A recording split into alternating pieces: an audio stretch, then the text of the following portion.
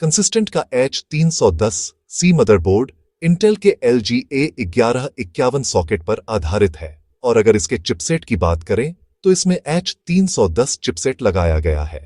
यह मदरबोर्ड विशेष रूप से इंटेल के 6th, 7th, 8th और 9th जनरेशन के कोर i3, i5 और i7 प्रोसेसर के साथ उपयोग करने के लिए डिजाइन किया गया है। दोस्तों, इस वीडियो में मैं इस मदरबोर्ड में लगने वाले रैम, प्रोसेसर, ग्राफिक्स कार्ड इत्यादि की पूरी जानकारी देने वाला हूं, परंतु इससे पहले इसकी कुछ बेसिक जानकारियों को हम जान लेते हैं। अगर वीडियो पसंद आए तो एक लाइक अवश्य करें और अगर कंप्यूटर से जुड़ी जानकारियां प्राप्त करना चाहते हैं तो चैनल को अवश्य सब्सक्राइब करें।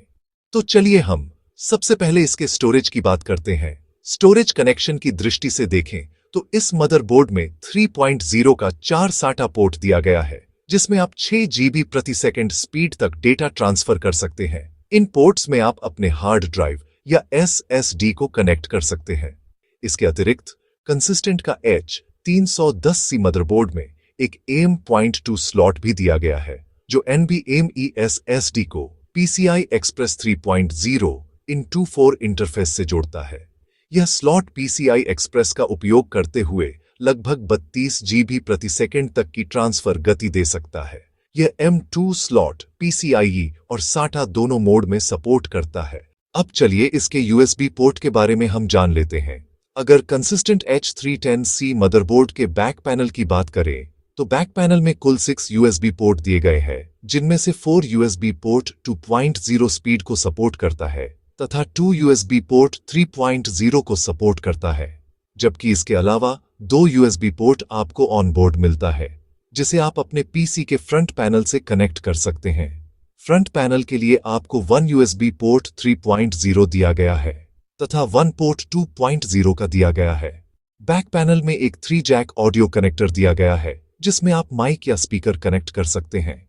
इसके अलावा एक VGA पोर्ट, एक DVI पोर्ट तथा एक HDMI पोर्ट भी दिया गया है।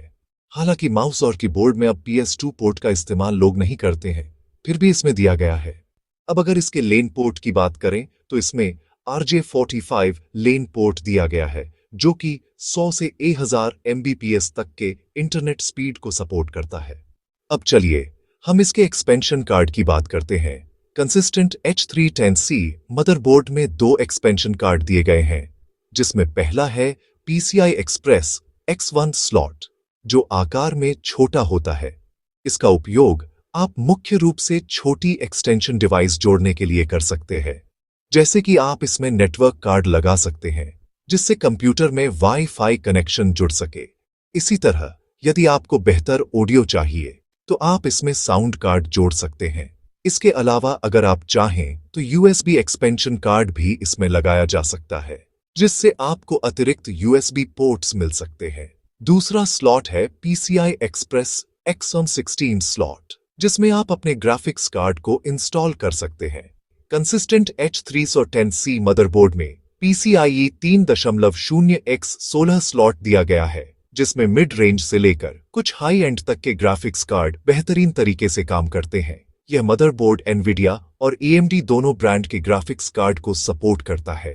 NVIDIA की ओर से GTX 750 Ti, GTX 950, GTX 1050, GTX 1050 Ti, GTX 1650, GTX 1660 और RTX 2006 जैसे कार्ड आसानी से चलेंगे।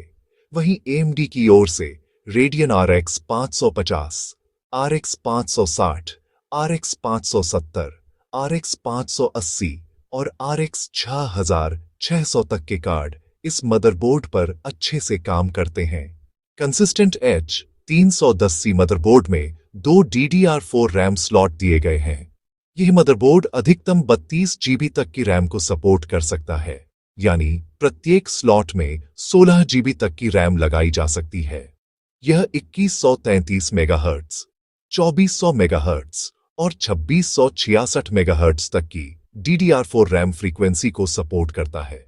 इसमें ओवरक्लॉकिंग संभव नहीं है। कंसिस्टेंट H310C मदरबोर्ड में LGA 1151 सॉकेट दिया गया है, जो इंटेल के 6ठी, 7वीं, 8वीं और 9वीं पीढ़ी के प्रोसेसर को सपोर्ट करता है। इसमें इंटेल कोर i3, i5 और i7 सीरीज के प्रोसेसर अच्छी तरह से काम करते हैं। उदाहरण के लिए छठी और सातवीं जनरेशन में i3 6100, i5 6500, i7 6700 जैसे प्रोसेसर लगाए जा सकते हैं, जबकि आठवीं और नौवीं जनरेशन में i3 8100, i5 8400, i5 9400F, i7 8700 और i7 9700 तक के प्रोसेसर सपोर्ट करते हैं। यह मदरबोर्ड इंटीग्रेटेड ग्राफिक्स वाले प्रोसेसर के साथ भी चलता है, जिनमें इंटेल UHD ग्राफिक्स 630 मौजूद होता है। यदि आप गेमिंग या वीडियो एडिटिंग करना चाहते हैं तो i5 या i7 प्रोसेसर बेहतर रहेंगे, जबकि सामान्य उपयोग के लिए i3 पर्याप्त है। कुल मिलाकर यह मदरबोर्ड 65 वॉट तक के TDP वाले प्रोसेसर के साथ स्थिर और प्रभावी प्रदर्शन देता है।